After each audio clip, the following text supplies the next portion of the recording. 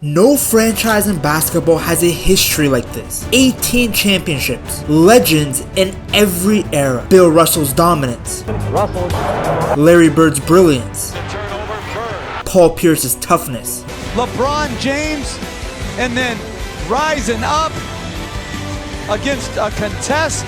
The Boston Celtics have always stood for greatness. They've built dynasties and set the standard for what it means to be a champion. Every decade brought new heroes, and with them, a new chapter in the Celtics story. Now, that legacy rests on the shoulders of Jayson Tatum and Jaylen Brown, two stars who have always been in the spotlight, always doubted, hit with multiple setbacks, yet they came out stronger. They're not just playing to win, they're playing to honor everything that came before them. From Russell raising banners in the 60s, It's been a great win for you. Exactly. to Tatum and Brown chasing glory today, this is the story of the Boston Celtics. The story of the Boston Celtics begins in the summer of 1946. Boston Garden owner Walter A. Brown founded the team on June 6, 1946, as part of the Basketball Association of America, which later became the NBA. Brown chose the name Celtics to honor Boston's large Irish-American population and the legacy of a barnstorming basketball team called the original Celtics. In those years, the Celtics really struggled. They made their first playoff appearance in 1948, only to be eliminated quite quickly. Still though, a passionate fanbase was beginning to form around the hard-working squad in green and white. Change was on the horizon by 1950. That year, owner Walter Brown and coach Arnold "Red" Auerbach made history by drafting Chuck Cooper, the first African-American player ever selected by an NBA team. See, Boston wasn't racist. Auerbach, a fiery and smart coach who had joined the franchise in 1950, took full control of the team's direction. We're talking about one man running practices, scouting prospects, and even scheduling road trips all by himself. One of the first great players the Celtics got was a local point guard named Bob Cousy, a wizard with the basketball who would become the Celtics' first superstar. We know you'd like to see some highlights of his fantastic basketball wizardry. Yes, contrary to what JJ Redick said, Bob Cousy was not a plumber, at least not at that time. Funny enough, Auerbach had initially refused to draft Cousy because he was too flashy. Would love to see what Coach Red thinks about Kyrie Irving. Anyways, with Auerbach's no-nonsense leadership on the bench and Cousy's playmaking on the court, the Celtics slowly started to improve. By the mid-1950s, Boston was a competitive team, but they were still missing a piece to push them over the top. Little did anyone know though, a dynasty, well, it was just around the corner. The Celtics' fortunes changed forever in 1956 with a franchise-altering draft day deal. Auerbach had his sights set on Bill Russell, a defensive beast from the University of San Francisco. In a bold move, Boston traded two high-scoring veterans to the St. Louis Hawks for the rights to Russell, who was then taken with the second overall pick. The addition of Russell gave the Celtics the intimidating rebounder and defender they desperately needed. That same year, Boston also added forward Tom Heinsohn and guard Casey Jones, who was actually Russell's college teammate, stacking the roster with young talent. With these pieces in place, Auerbach knew he had something special cooking. Russell had to get me the ball, start the fast break. Russell joined the team in December of 1956 after winning an Olympic gold medal and immediately transformed Boston's defense. In Russell's rookie season, the Celtics reached the NBA Finals for the first time. In April of 1957, Boston won a dramatic double overtime Game 7 to clinch the franchise's first championship. Joy in the Celtics dynasty was born. Led by Russell's rebounding and shot blocking, Cousy's ball handling wizardry, and Heinsohn's scoring, he was the 1957 Finals MVP as a rookie. The Celtics had finally reached the mountaintop. In close and the buzzer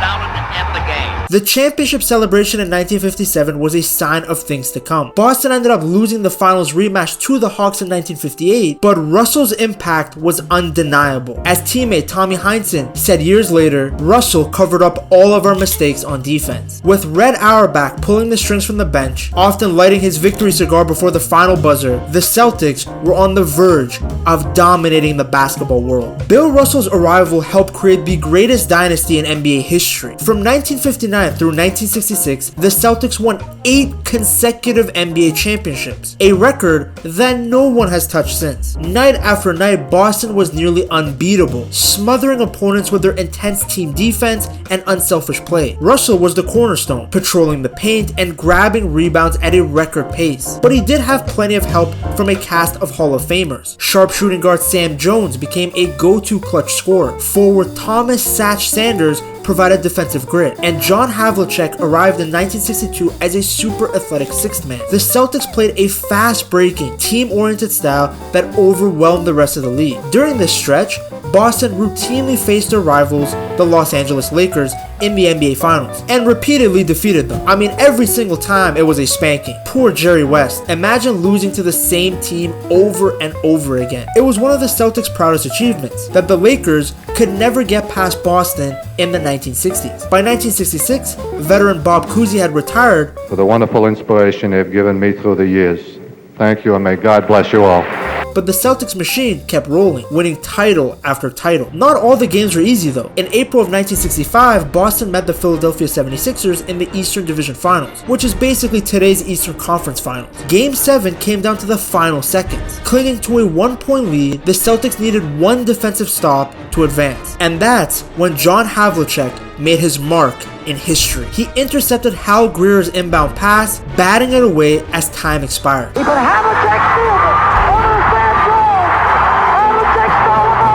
Became one of basketball's most famous radio calls. Boston Garden erupted in celebration, and the Celtics went on to capture yet another championship. Moments like that really cemented the Celtics' aura as clutch winners who always rose to the occasion. Yes, the term aura is overused in today's world, but I don't know what other word to use to describe what the Celtics were like in the 1960s. By the middle of the decade, even the coaching role had passed from one legend to another. After the 1966 title, which was Auerbach's 8th in a row, yes guys, 8 titles in a row, Auerbach retired from coaching and appointed Bill Russell as a player coach, making Russell the first African-American head coach in major US pro sports. Another example of the Celtics being very progressive. Not many people give him credit for that. Unsurprisingly, Russell was amazing in that role too, guiding Boston to 2 more championships in 1968 and 1969 as a player coach. When Bill Russell retired in 1969 at the age of 35, he left as an 11-time NBA champion, having led Boston to 11 titles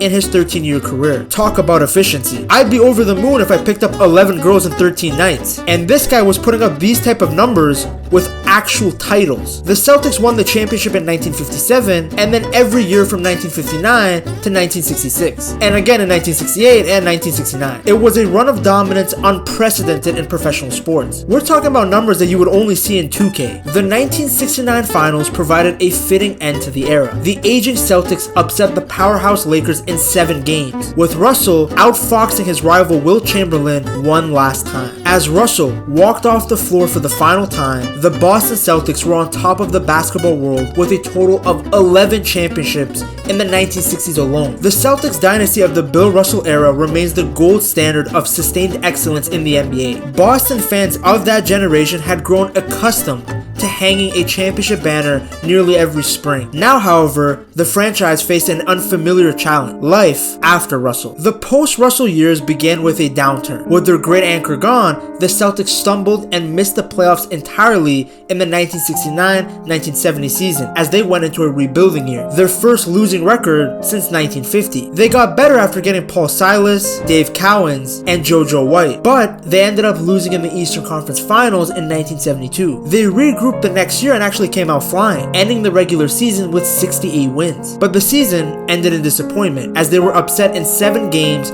by the New York Knicks in the conference finals. John Havlicek injured his right shoulder in Game 6 and was forced to play Game 7 shooting left-handed. The 1970 Celtics were not as overpowering as the Russell teams. It felt like the end of an era. But true to the franchise's fighting spirit, Boston came back. Havlicek, now an experienced veteran, became the team's leader on and off the court. Under head coach Tom Heinsohn, yes, the former Celtics star from the 50s and 60s, a new generation of Celtics was forming. At center, they had Dave Cowens, a red-haired workhorse who played far bigger than his 6'9" size. Slick shooting guard JoJo White was in the backcourt. This new core brought Boston back into contention, and soon the Celtics were champions once again. In 1974, Boston defeated Kareem Abdul-Jabbar's Milwaukee Bucks in a tough 7-game series to capture the franchise's 12th title. Havlicek was named Finals MVP, and Dave Cowens' play down low earned him respect league-wide after scoring 28 points in Game 7. Just 2 years later, the Celtics found themselves at the top of the NBA once again. The 1976 finals against the Phoenix Suns became the stuff of legends. Game 5 of that series, played at the Boston Garden on June 4th, 1976, is often referred to as the greatest game ever played. A triple overtime thriller that had fans on the edge of their seats. The Celtics finally won that game 128-126 in an epic contest, which saw Glenn McDonald come off the Boston bench to score key points in triple overtime. He's come off the bench and played himself a basketball game. Boston went on to win the championship in Game 6, giving the franchise its 13th NBA title. As captain, Cowens kissed the championship trophy, and Boston fans rejoiced once more. The latter part of the decade, though, proved to be tougher for the Celtics. One of those years being a 29-win season in 1978, which was among the worst in the team's history. But even that downturn had a silver lining. Thanks to a crafty maneuver by Auerbach, who was still the general manager, the Celtics held the rights to draft a lanky forward from Indiana State University named Larry Bird, even though Bird chose to stay in college one more year. Bird would join the team in 1979 and carry the Celtics into a new golden age. Boston's championship pedigree, though tested at times, was alive and well, and as the 1980s came, the Celtics were once again going to rise to the top behind a new superstar in the making. The 1980s opened a thrilling new chapter in Celtics history, a chapter led by Larry Bird, a small-town Indiana kid with unbelievable basketball skills and unshakable confidence. Bird joined the Celtics for the 1979-1980 season and immediately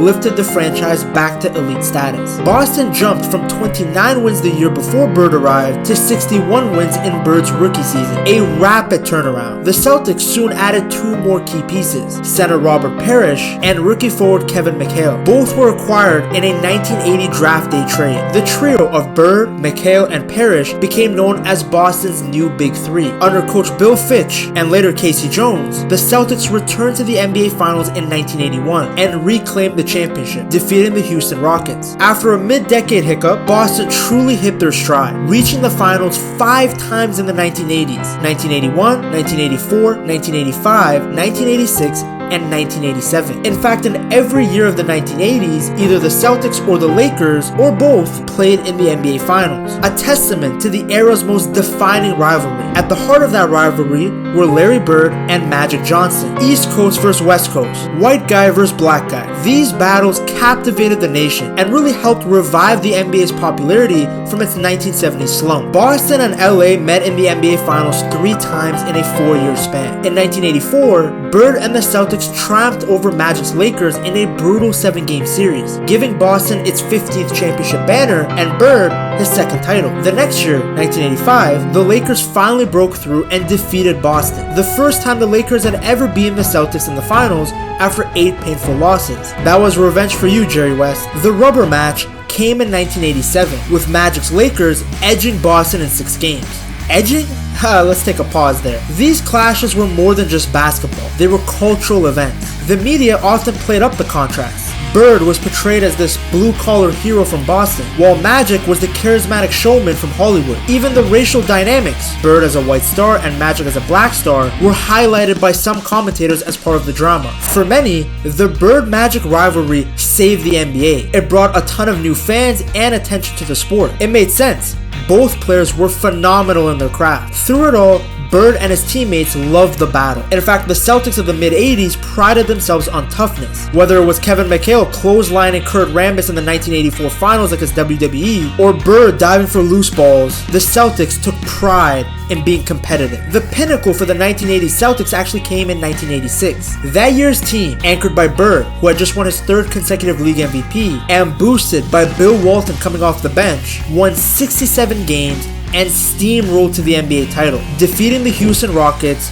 in the finals. Many consider the 1985-1986 Celtics as one of the greatest teams of all time. Bird averaged nearly a triple-double in the finals and was named Finals MVP. It was Boston's 16th championship and their 3rd of the decade. At the victory parade, thousands of fans packed downtown Boston, celebrating yet another banner, not knowing it would be the last one for a generation. That summer, tragedy struck the franchise. Just 2 days after Boston drafted talented Maryland forward Len Bias as the second overall pick in the 1986 draft, Bias died of a sudden cocaine-induced heart attack. His way to becoming a world champion Boston Celtic died of an apparent heart attack. The shocking loss of the young star traumatized the entire organization. A few years later, in 1993, another Celtics All-Star, Reggie Lewis, died at the age of 27 after collapsing on the court due to a heart condition. These heartbreaking events reminded Celtics fans that glory can be fleeting. As the 1980s wound down, the proud Celtics grew older and battled injury. Larry Bird's back began to give out. He pretty much missed almost all of the 1988-1989 season after his bone spur surgery. And Boston started falling short in the playoffs against younger Eastern Conference enemy, like the Detroit Pistons. After a painful first-round playoffs loss in 1990, head coach Casey Jones, who had led the team to 2 titles, stepped down. When the Celtics lost a memorable Game 7 to the Pistons in the 1987 Eastern Finals, thanks to Bird's incredible steal and assist in Game 5, followed by a Dominique Wilkins vs. Bird scoring duel in Game 7, it felt like the last gasp of the Celtics' reign. Bird, McHale, and Parrish kept the team competitive throughout the early 90s, but they could no longer capture another championship. Bird retired in 1992, McHale in 1993, and Parrish, the NBA's all-time games played leader, left Boston in 1994. The Celtics, owner of 16 championship banners by 1986, would not hoist a 17th one for many years to come. The 1990s were a rare dark age in the Celtics' otherwise illustrious history. After the Big Three era ended, the team found itself in unfamiliar territory, the bottom of the standing. The early 90s were marked by the sudden death of Reggie Lewis in 1993, which, as I stated earlier, devastated the franchise and its fans. Lewis had been the Celtics' leading scorer and captain. He was supposed to be the heir to Larry Bird, and his loss left a huge void both on and off the court. The team retired his number 35 jersey in tribute, but there was no easy way to replace him. The Celtics limped through the mid-1990s with a string of losing seasons. They tried rebuilding through the draft in 1994, where they picked up young star Antoine Walker, and in 1997 they intentionally played a youth lineup hoping to land the draft rights to Tim Duncan. But the ping pong balls didn't bounce Boston's way, and the franchise fell into a hole. Between 1993 and 2001, the 17-time NBA champions failed to win a single playoff series. They went from being the best to moving like the trust the process Sixers. Perhaps the lowest point came during the tenure of head coach Rick Pitino, a celebrated college coach who took over Boston's front office and bench in 1997 with promises to restore Celtic pride. But Pitino's impatience and fiery style clashed with the enormous expectations. As losses piled up, the Boston fans grew restless. On March 1st, 2000, after a tough home loss, Pitino unleashed a now infamous rant aimed at the media and the fans.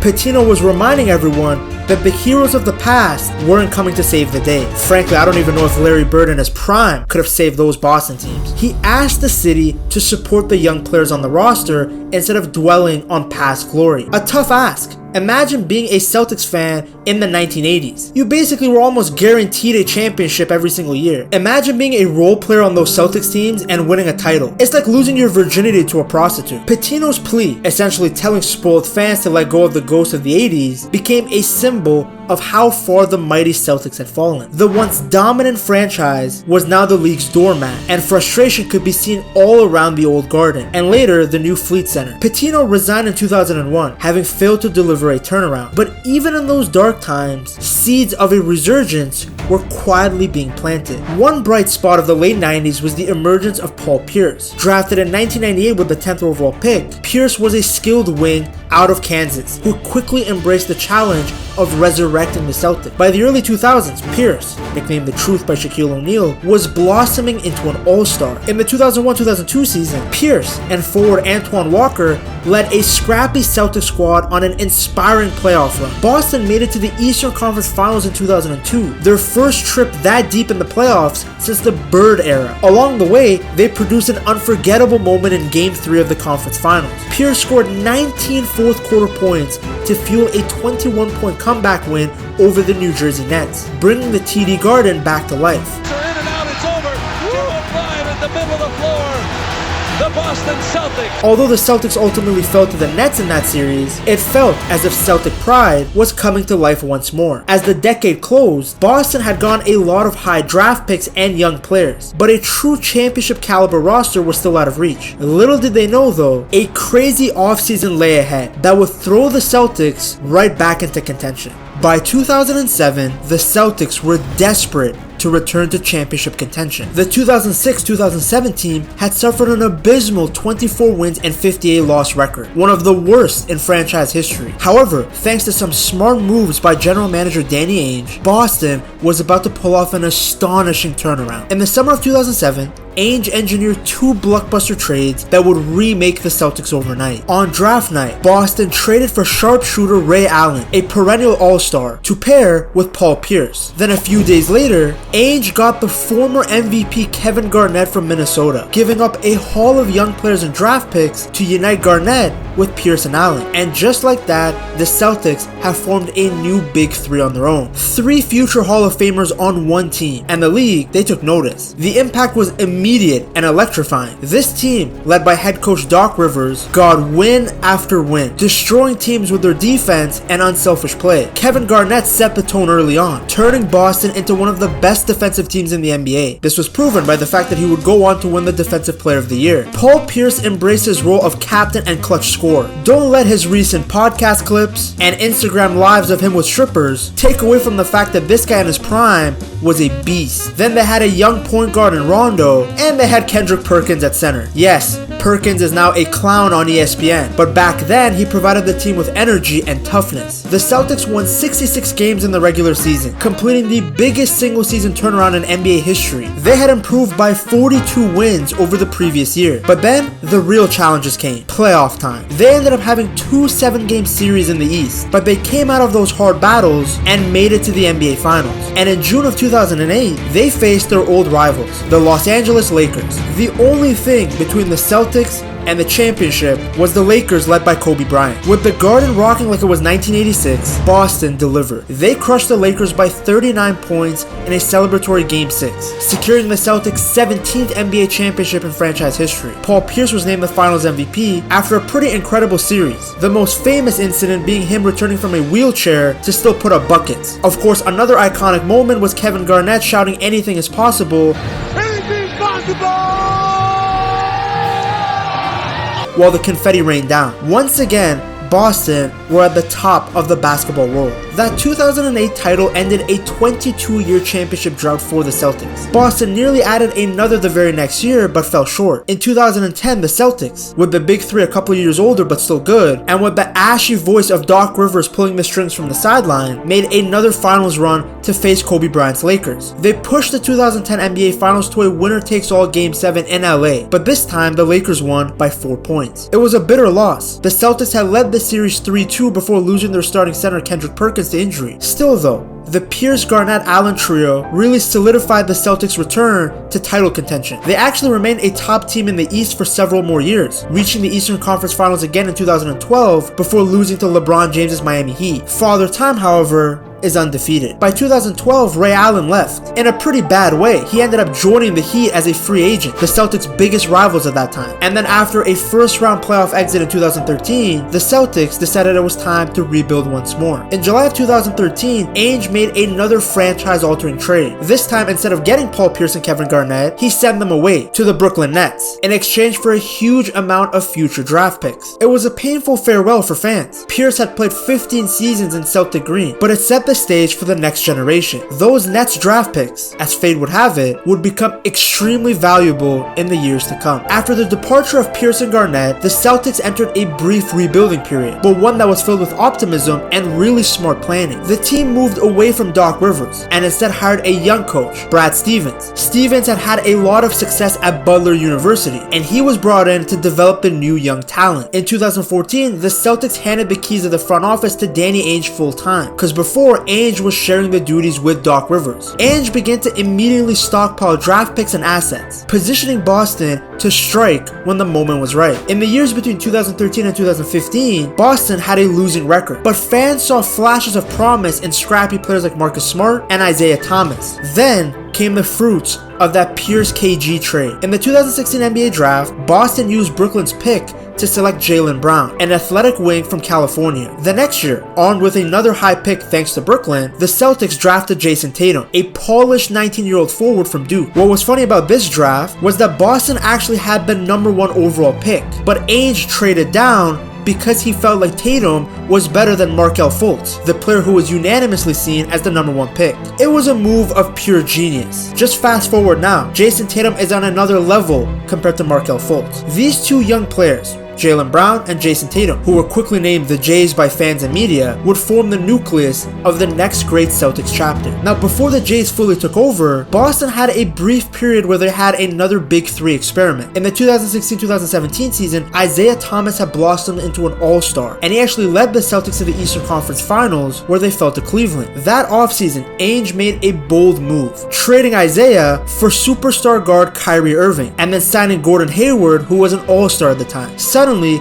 Boston had a star-studded lineup again, but this time it was mixed with youthful talent. But fate had other plans. Hayward suffered a horrific injury in the first minutes of the 2017-2018 season, and later Kyrie went down injured before the playoffs. Thrown into the spotlight, rookie Tatum and second-year Brown led an underdog Celtics team on a thrilling run to Game 7 of the 2018 Eastern Conference Finals, coming just one win shy of the NBA Finals. Tatum, at just 20 years old, even dunked on LeBron James in that Game 7 loss, signaling his arrival as a future star. I mean, this was one of the very best versions of LeBron, so it felt like a passing of the torch moment. The Celtics had fallen short, but it was clear that Tatum and Brown were special. They were two homegrown talents with the potential to bring banner number 18 to Boston if nurtured properly. That path, though, was not without bumps. The 2018-2019 season saw chemistry issues within the team, as the return of Kyrie and Hayward disrupted the team's rhythm. That year ended in a disappointing playoff exit and Kyrie's controversial departure in free agency. Kyrie really promised the city of Boston that he would re-sign, then went on to drop one of the worst playoff performances ever against the Bucks, and then left in free agency. But through it all, Jaylen Brown and Tatum kept improving, learning from each setback. By 2020, the Celtics fully became the Jays team, as Tatum developed into a silky smooth scorer and Brown into a powerful two-way wing. Boston returned to being contenders. They reached the Eastern Conference Finals in 2020, the bubble season, but they ended up losing to Miami in the final. The next year, however, was a down year. The team had to deal with injuries and players getting COVID. In fact, Tatum went into the playoffs that year without his partner in crime. At this point, people in the media began to question whether Tatum and Brown could truly excel together. Both were high-scoring forwards, and midway through the 2021-2022 season, the Celtics were hovering barely above 500. Pundits and fans began to debate, should Boston consider breaking up the duo and trading one of them? This was a very common theme back then. There were notable figures that were suggesting for the Jays to be split. Everywhere you looked, from social media and talk shows, the common narrative was that they don't complement each other well, and the argument was that perhaps the two young stars would be better off on separate teams. The chatter only grew louder as Boston struggled. Their record did not reflect a team that was actually trying to contend for the title. Tatum and Brown, however, proved the doubters wrong. In the second half of the 2021-2022 season, the Celtics caught fire. They played better defense and finally started clicking on offense. They rose quickly up the standings and then destroyed everyone on their path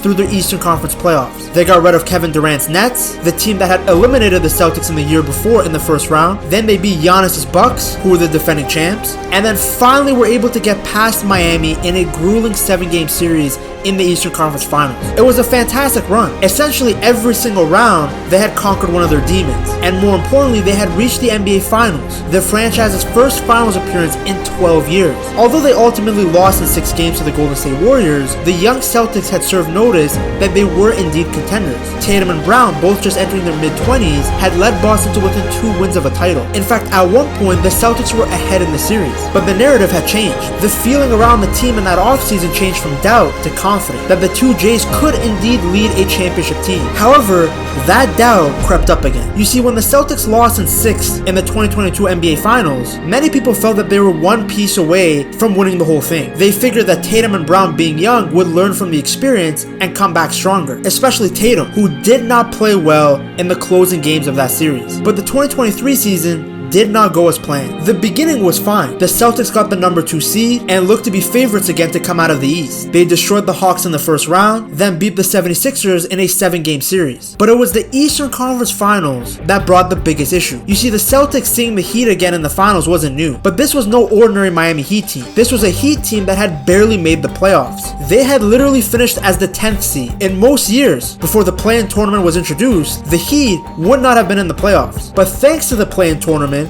the Heat won both of their games and found themselves back in the finals. For the Celtics, you would think that they would just take care of business. This was a weaker Heat team than the ones that they had previously faced in the bubble and in 2022. But things did not go as planned. The Celtics found themselves down 3-0 in the series. It was unbelievable. A team who were one of the favorites to win the whole thing were 1 game away from elimination by the 8th seed. Now the Celtics ended up clawing their way back. Thanks to Tatum and Brown playing better and a Derek White winner, the Celtics actually somehow came back and forced a Game 7. That comeback, in a really weird way, probably saved their season. If they get swept, who knows? Maybe one of the Jays would have been traded. If they had gotten swept, Joe Mazzulla, who had stepped up in the absence of Ime Udoka, could have been fired. We'll never know. But that series really toughened up the Celtics. They understood that in this league, nothing is given to you. Everything is earned. The bond between Tatum and Brown only grew stronger through those challenges. So going into the 2024 season, Brad Stevens continued to have faith in both Mazzulla's coaching and the 2 Jays. And it ended up being the right decision. Thanks to Mazzulla, some great offseason moves that saw the Celtics get Drew Holiday and Kristaps Porzingis, and Jaylen Brown hitting another level, the Boston Celtics became the most dominant team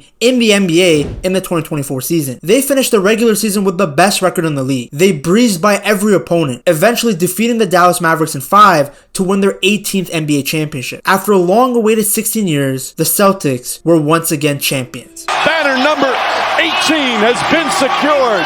The Celtics are NBA champions. And they did it with the 2 players they had drafted, the 2 guys that people doubted could work together. A very similar model that helped the Celtics win in 2008. Jaylen Brown was the finals MVP, and Jayson Tatum showed that he was a star that could do a little bit of everything on the court. As a result, in every season, Boston are now the team to beat. It's why odds makers in Las Vegas always have them at the top of the championship favorites list. The team has a balanced blend of offense and defense, youth and experience. Tatum is now regarded as an MVP candidate, while Brown continues to be one of the best 2-way players in the league. And the great thing is the roster around them, it's deep. Derek White, Kristaps Porzingis, Drew Holiday. These are all players that on any given night can be difference makers. It's why the Celtics carry themselves with so much confidence. And who knows, we might see another Celtics-Lakers rivalry. Thanks to that Luka Doncic trade, the Lakers could be returning to their best. And just like we saw during the Larry Bird era and in the late 2000s, the NBA is better when these 2 huge franchises go head-to-head for the Larry O'Brien. From the rafters of TD Garden, there are 18 championship banners, each representing an era of Celtics greatness. The journey to get them has been long and dramatic. It's a journey that has spanned nearly 8 decades, from the humble beginnings in the 1940s, through the unrivaled dominance of the 60s, the revival and rivalries of the 80s, the hardships of the 90s, the resurrection in 2008, and the rise of new stars in the 2020s. The Celtics have endured the highest of highs and the lowest of lows, but they've always remained perseverant and prideful. The Celtics are once again near the summit, but their story is still unfolding. Everyone is waiting to see what the Celtics will do in this next chapter of their history. No matter what happens, one thing is clear. The legend of the Celtics is very much alive. The names and faces might change. New heroes will emerge, but the Celtics mystique still lives on. I know Bill Simmons will love that sentence. From Red Auerbach's cigar, to Bill Russell's 11 rings, from Larry Bird's clutch shots, to Paul Pierce and Jayson Tatum taking over in the 4th, the Celtics story is being passed down through generations. The ending isn't written yet, and that's the whole thrill of it. Nobody knows what's ahead, and it's the journey towards it that makes the Celtics history a truly unforgettable story.